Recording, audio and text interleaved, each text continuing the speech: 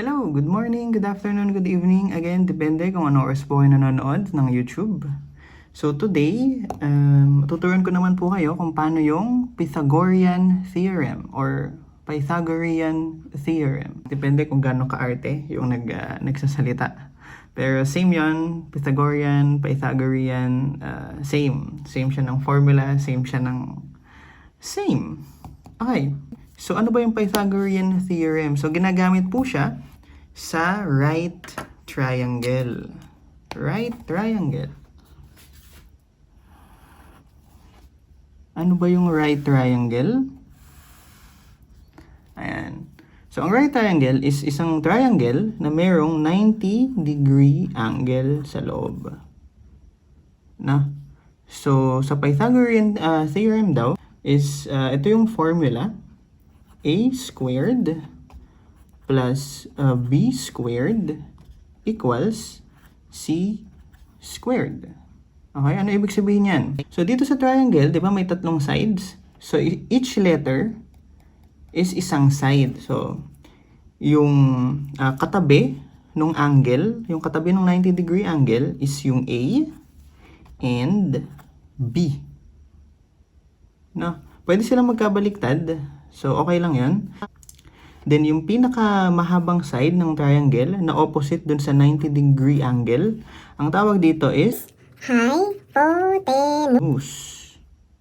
Hypotenuse. So, siya ang letter C. No?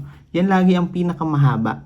So, sabi daw sa Pythagorean Theorem, so, A squared, squared nitong A, plus squared nitong B is equal sa squared nitong C. So, madaming pwedeng paggamitan si Pythagorean Theorem. Pwedeng hanapin kung ano yung length ng each side. So, hindi lang po siya sa triangle na gagamit. So, pwede rin siya sa totoong buhay. Pero, dito lang talaga madalas. Ito yung best example kung paano siya gamitin. No? Okay. So, first example natin is yung laging sinasample ng mga teacher or professor sa school. So, first is mag-drawing muna tayo ng right triangle. So, kapag nagdo-drawing po tayo ng right triangle, kailangan lalagyan po natin ng ganyan. So, ibig sabihin yan, 90-degree angle or right angle. Let's assume na ito po ay 3 centimeters. Ito naman po ay 4 centimeters. Then, ito pong hypotenuse or yung pinakamahaba is missing or hindi natin alam. No? So, ano po ulit yung formula ng Pythagorean Theorem? So, A squared plus B squared equals C squared. Okay. So, bago natin ituloy, i-designate muna natin kung ano yung A, ano yung B, and ano yung C. Gawin natin ito ang A. Gawin natin ito ang B. Then C is always hypotenuse. So, lagay natin dito si C since siya yung hypotenuse niya. No? So, ito po yung gagawin natin sa formula. Pwede na natin siyang i-substitute. No? A squared is 3 squared. So, iwan muna natin yung measurement. So, 3 squared plus B squared, which is 4. 4 squared equals C squared. So, 3 squared is 9. So, 3 times 3 yun, di ba? So, 4 squared, 4 times 4 is 16 equals C squared. So, 9 plus 16 is 25 C squared. Paano natin makakancel yung squared? So, kailangan nating kunin yung square root. Both. No? So, square root ng 25 is 5. Square root ng C squared is cancel, C. So, 5, so C is 5. So, ang hypotenuse na daw ay 5 centimeters. Now, huwag natin kakalimutan si measurement. So, lagyan natin dito, measurement. So, 5 centimeters. So, ganun lang kadali yung Pythagorean theorem. So, isa pang example.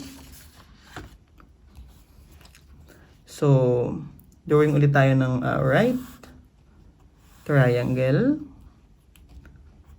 90. Yan. So, sabihin naman natin ito ay 5 centimeters. Ito ay 12 centimeters. Hanapin ulit natin yung hypotenuse. So, again, a squared plus b squared is c squared. So, substitute natin si 5. So, 5 squared plus b squared. Ayan. 12 squared is c squared. So, 5 times 5 or 5 squared is 25 plus 12 squared is 144. C squared. So, 25 plus 144 is 169. C squared. No? So, para matanggal ulit si squared, kailangan natin kunin ang square root. Square root. Cancel, cancel. C. Square root ng 169 is 13. So, C is 13 centimeters. Or centimeters. Yan. So, ito daw po ay 13. Kung mapapansin nyo, yung ginamit ko po kaninang triangle, na right triangle is 3, 4, 5.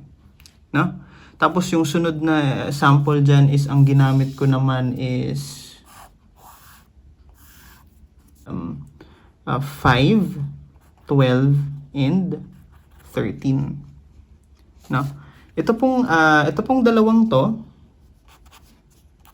ang tawag po sa kanila ay special triangles. No, ibig sabihin po nun, sobrang basic lang po niyang triangle. So, wala pong radical numbers na magiging sagot kapag nagsosolve tayo. So, pag nakakita po kayo ng ganitong triangle, so, example is nawawala yung 13. So, solve po natin siya ng 13. So, ang nakita niyo lang po is yung 5 and 12. Sure po tayo dyan na ang hypotenuse niya ay whole number. No? Ganun din po dito, kapag nawawala po si 5, no? Solve for C or hypotenuse. Kapag nakita nyo na ang side niya ay 3 at 4, okay, alam ko na to. 5 to, kasi special triangle to. So, madami pa po yung special triangle na yan. Mayroon pa po tayong special triangle na... sorry, drawing ko lang muna. Ayan. Mayroon pa po tayong special triangle na 8, 15, tapos ang magiging hypotenuse po niya is 17. So, isa po siyang sample ng special triangle. So, solve pa po tayo ng iba pang problems. So, drawing naman po ulit tayo ng, paano ba? Yan, ganyan naman. Para may iba naman, di ba? So, triangle yan. Yan. Nandito yung right angle. So, opposite ng right angle is C or hypotenuse. So, gawin natin ito yung A, ito yung B. So, lagay natin na hypotenuse is 10 centimeters. Gawin nating A is 6 centimeters. Ang hahanapin natin ngayon is B. So, again, Pythagorean theorem. A squared plus B squared is C squared. So, ang A ay 6. 6 squared plus B squared is 10 squared. So, 6 squared is 36 plus B squared. 10 squared is 100. No. So, b squared ang matitira lang dito. So, b squared, kopya si 100. Si 36, positive 36 ay ililipat sa kabila, magiging negative 36. So, b squared is 100 minus 36, 64. No? Tanggalin natin si b squared or yung squared ng b. Magiging square root ng b squared, square root ng 64. Diba? So, cancel, cancel. B na lang. Square root ng 64, 8. 8 centimeters. No. So, ang B natin ay 8 centimeters. So, may napansin ba kayo dun sa, may napansin ba kayo dito sa sample na to? Okay. Halos same siya nung example ko kanina na 3, 4, and 5. Diba? So, 3 times 2 is 6. 4 times 2 is 8. 5 times 2 is 10. So, ita-times 2 niya lang po sila. Ita-times 2 niyo lang po ito. Special triangle na po siya. Na? Again, yung isa naman. So, kung naaalala nyo, ito po yung isang, ito yung gagamitin natin na special triangle. So, since 5, 12, 13 po yun, gawin natin tong 10. Then, gawin po natin tong 24 centimeters. So, kung pagbabasihan po natin to, kung pagbabasihan po natin to, di ba? 5, 12, 13. So, 5 times 2, 10. 12 times 2 is 24. So, 13 times 2 is 26. So, alam na natin na ito ay 26. Pero, isolve pa rin natin. No? So, formula, a squared plus b squared is c squared. So, a is, gawin natin a, b, and c, hypotenuse. So, 10 squared plus b squared equals c squared. So, 10 squared is 100. 24 squared is, sorry, ang laki masyado. 24 squared is 576 and equals c squared. So, 100 plus 576 is 676 c squared. So, para matanggal si squared, square root ng 676 square root ng c squared. Cancel. Cancel. Yan, dito na, wala sa gitna. Ayan. So, c na lang siya. So, square root ng 676. So, hindi po ako genius para ma-solve agad din ng mabilisan. So, kuha po tayo ng calcu ng mabilisan lang. Wait lang. So, square root ng 676 ay 26. So, C is 26 centimeters. So, tama po yung sa special triangle natin, no? Ito yan. So, 5 times 2 is 10. 12 times 2 is 24.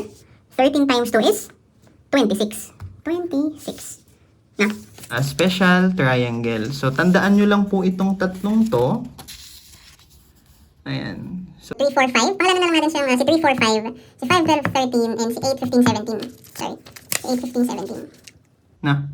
So, siya po yung, silang tatlo po yung special triangles. Actually, madami pa po yan. So, hindi ko lang masyadong sa ulo yung iba. Pero, yan po yung natatandaan ko na madalas nagagamit. So, yun. Yun po ang Pythagorean Theorem. So, sobrang basic lang. Sana makakuha kayo ng mataas na score sa exam nyo sa math.